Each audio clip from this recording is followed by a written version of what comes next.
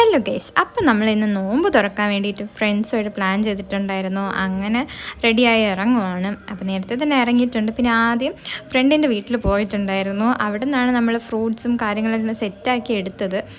അങ്ങനെ ഇനിയും കട്ട് ചെയ്യാനുണ്ട്, അതെടുത്തിട്ടുണ്ട്.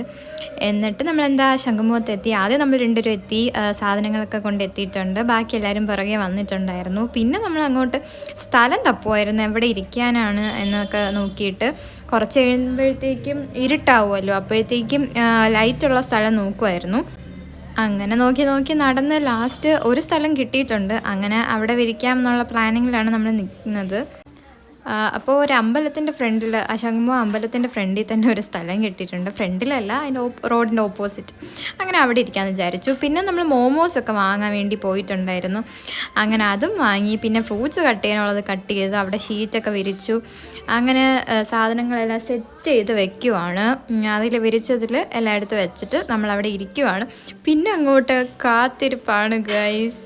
നോമ്പെന്ന് ബാങ്ക് വിളിക്കാൻ വേണ്ടിയിട്ട് നമ്മൾ കാത്തിരിക്കുമായിരുന്നു. ഫുഡ് ഫ്രണ്ടിൽ വെച്ചിട്ട് ഇങ്ങനെ നോക്കിയിരിക്കുക എന്ന് പറയുന്നതാണ് ഏറ്റവും വലിയ പ്രശ്നം.